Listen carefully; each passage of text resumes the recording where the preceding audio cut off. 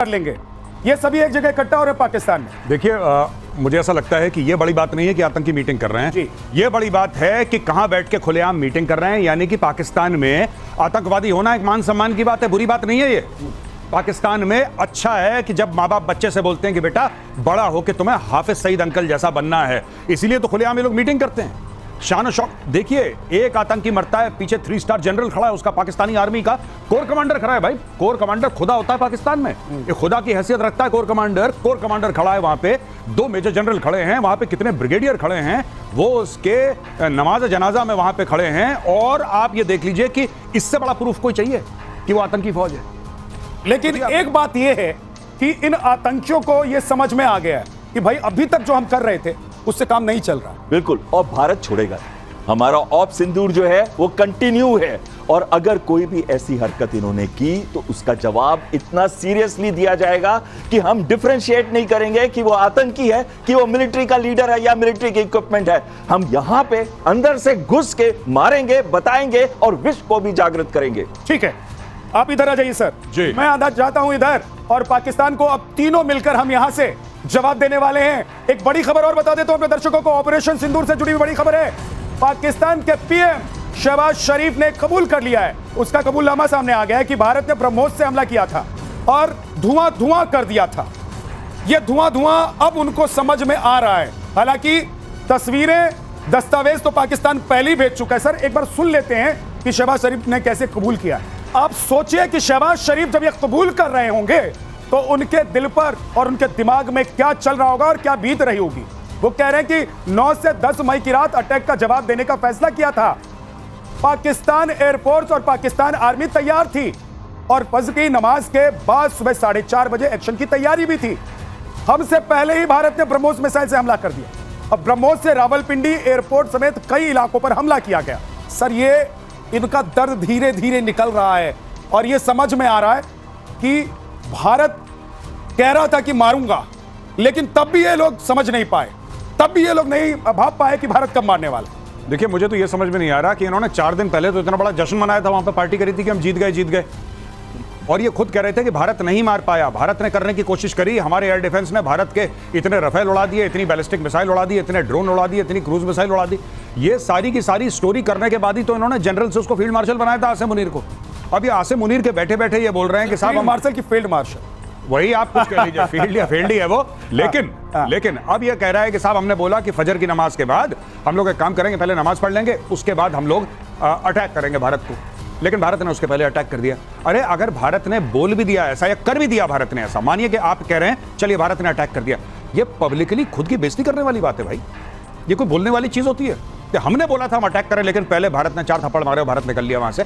ये कोई publicly admit करने वाली बात नहीं होती है। खुलेआम अपने आर्मी चीफ के सामने ये सब बोल रहे हैं। सर ये कहीं उन लोगों को भी तो जवाब नहीं दे रहे जो इधर से कह रहे हैं कि कहां मारा। बिल्कुल, एक बहुत ही अच्छी चीज इन्होंने बोली जो कि बिल्कुल गलत है। इन्होंने कहा कि हम नमाज पढ़ रहे थे जब उससे पहले इन्होंने हमला कर दिया। लेकिन एक बार पहले इनकी स्टेटमेंट आई थी कि मैं स्विमिंग कर रहा था, अगर आपको याद रहे। तो ये क्या कर रहे थे, इनको ये खुद ही याद नहीं है कि वो स्विमिंग कर रहे थे कि वो नमाज पढ़ रहे थे। और दूसरी चीज, इन्होंने बदला लेने की कोशिश की थी 8 और 9 की रात को, और इन्होंने ही एस्केलेट किया था मिलिट्री और सिविल टारगेट्स के ऊपर। हमने तो उसका जवाब दिया था, हमने उस स्केल पे भी जाके डोमिनेट किया था, और तब हमने ब्रह्मोस मिसाइल छोड़ी थी इनके ऊपर। तो ये कैसे झूठ बोल रहे हैं? ये तो बिल्कुल झूठ बोल रहे हैं। यानी कि इन्होंने कोशिश की, हमारी ढाल जो थी इंटीग्रेटेड एयर डिफेंस सिस्टम की, उसने उनका एक भी ड्रोन, एक भी मिसाइल 400 से ऊपर मारे थे उन्होंने पहले दिन ही, 8-9 की रात को। पाकिस्तान की तो सर ये फितरत रही है कि सच बोलते बोलते झूठ बोल देना, और झूठ बोलते बोलते थोड़ा सच कहीं निकल जाता है। ये पाकिस्तान की फितरत रही। लेकिन एक और बड़ी खबर, ब्रह्मोस मिसाइल को लेकर प्रधानमंत्री नरेंद्र मोदी ने क्या बोला है वो बता देते हैं। ब्रह्मोस ने दुश्मन के घर में घुसकर तबाही मचाई। ब्रह्मोस मिसाइल ने दुश्मनों को सीने में कैसे जख्म दिए और सोने तक नहीं दिया, ये आज प्रधानमंत्री नरेंद्र मोदी बता रहे थे। और पाकिस्तान का दिल फिर से धड़क रहा था, धड़क क्यों रहा एक बार फिर से पाकिस्तान का दिल, क्यों कमजोर पड़ने लगा है दिल, वो भी आपको बताएंगे। लेकिन जरा सुन लीजिए प्रधानमंत्री नरेंद्र मोदी ने आज क्या कहा है। लेकिन इंडिया की ताकत भी देखी है। हमारे भारतीय हथियारों ने, ब्रह्मोस मिसाइल ने दुश्मन के घर में घुसकर तबाही मचाई। जहां टारगेट तय किया वहां धमाके किए। ये ताकत हमें आत्मनिर्भर भारत के संकल्प से मिली है। गौरव सर, अब तो सुनने में आ रहा है कि पाकिस्तान में भूकंप के झटके जब आ रहे हैं तो पाकिस्तानियों की नींद उड़ जा रही है कि कहीं ब्रह्मोस तो नहीं आ गई। नहीं, बिल्कुल। इन्होंने एक्चुअली क्या है कि इनका 82% जो मिलिट्री इक्विपमेंट है वो चाइनीज है जी। और इनको बड़ा भरोसा है चाइना के ऊपर, जाहिर सी बात है। तो इनको चाइनीज इक्विपमेंट पे भी भरोसा हो गया। अब चाइना का जो एयर डिफेंस इक्विपमेंट था वो भांप नहीं पाया और उन्होंने मन से लगाया भी था, ऐसी बात नहीं है। इन्होंने पूरा खरीद वरीद के, लोन लेके, कर्ज लेके, भीख भीख मांग के इन्होंने चाइना के रडार वेडार लगाए थे। अब रडार को तो पता नहीं लगा ब्रह्मोस कहां से आई, and BrahMos is 2.5-3 times the speed of sound. BrahMos घुस गया जहां पे उसको जाना था। ये आप पाकिस्तानियों को देखिए, सबसे हंसी वाली बात पता है क्या शहबाज शरीफ के स्टेटमेंट पे? ये नहीं कि वो मान रहा है, बार बार मैं कह रहा हूं कि ये जश्न मनाने के बाद वाली स्पीच है। वो कह रहा है कि भारत ने हमें मारा, वो कह रहा है कि हम अटैक करना चाहते थे, उसके पहले भारत ने मारा। अब कोई पाकिस्तानी ये पूछे कि भाई जब तुम कबूल कर रहे हो दुनिया भर के सामने कि भारत ने मारा, तो तुमने इस आदमी को प्रमोशन क्यों दिया? तुमने जश्न क्यों मनाया? हर जगह पोस्टर क्यों लगाए? मुझे तो अभी तक ये समझ में नहीं आ रहा। और ये जो कह रहे हैं कि हमने भारत के दांत खट्टे कर दिया, अपनी बेइज्जती तो खुद कर ही रहे हैं शहबाज शरीफ साहब, अपनी खुद को बेइज्जत तो कर ही रहे हैं ये सब बोल के। लेकिन भारत का एक वीडियो, एक फोटो, एक प्रूफ इन्होंने अभी तक नहीं दिया है कि साहब ये देखिए भारत में हमने ये तबाही मचाई। बस अपने लोगों को क्या झूठ बोला है कि दिल्ली के ऊपर हमारे 60-70 जहाज थे। तो शाहिद अफरीदी तो उधर जश्न मना रहे थे लोगों के साथ, उनको लग रहा था कि वो अगले इमरान खान हो जाएंगे। जी, मैं बता रहा हूं, ये शाहिद अफरीदी को जैसे कि घर में माएँ हमारी वो नहीं करती कि जब सर्दियां खत्म हो जाती हैं तो नेप्थलीन लगा के और रजाई को फोल्ड करके डाल देते हैं अंदर। देखा होगा ना कि फफूंद ना लगे रजाई में, बदबू ना आए। शाहिद अफरीदी को ये लोग फोल्ड करके अलमारी में डाल देते हैं और जैसे ही लगता है कि थोड़ी सी ठंड हुई फिर उसको झाड़ वाड़ के धूप दी और सबके सामने। शाहिद अफरीदी का यही काम है।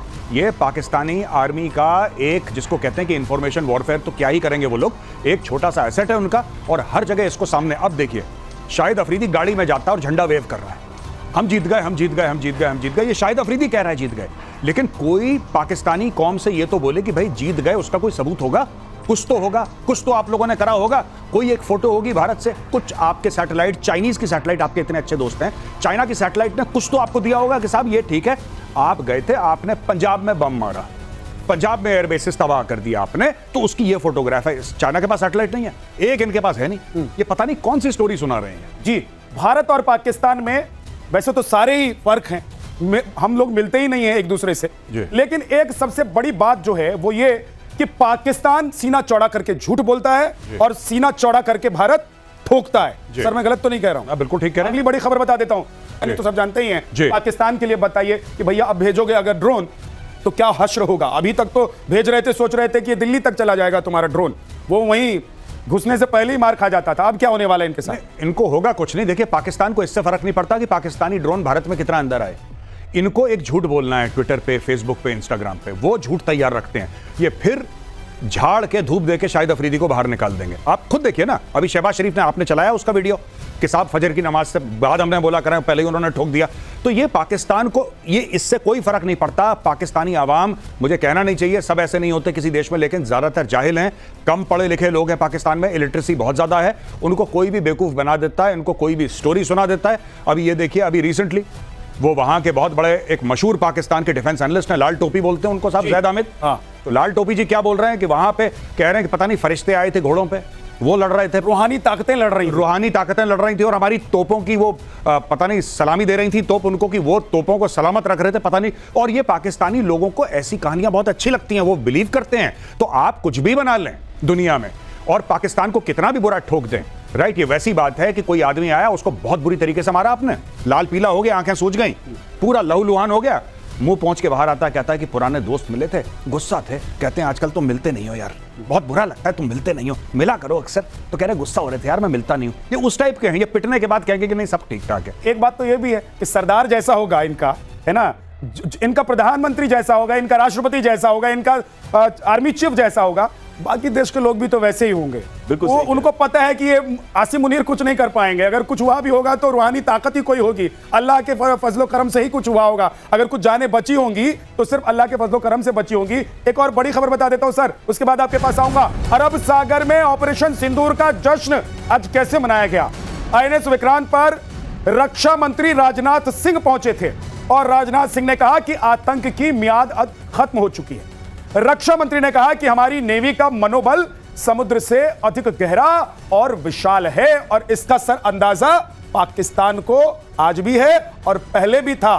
बिल्कुल सही कह रहे हैं। हमारी नेवी की अगर हम बात करें 293 शिप्स, उनकी देखें तो 121 ही है सिर्फ, और ऊपर से हमारे पास 18 सबमरीन है जिसमें न्यूक्लियर सबमरीन है, यानी कि हम सेकंड स्ट्राइक भी कर सकते हैं और पानी से कर सकते हैं। ये नहीं है कि वो नहीं सेकंड स्ट्राइक कर सकते, लेकिन वो पानी से या सबमरीन से नहीं कर सकते, हम सबमरीन से भी कर सकते हैं। हमारी ब्रह्मोस सबमरीन में भी लगी है और ब्रह्मोस को नहीं पता कि ये PL-15 है, ब्रह्मोस को नहीं पता कि ये इनका जो सिस्टम है ये पाकिस्तानी रेडार्स हैं, YL-8C है या YL-8E है, उसको नहीं पता। उसको ये पता है कि ये सिस्टम है, टारगेट है, इसको ठोकना है और अंदर जाके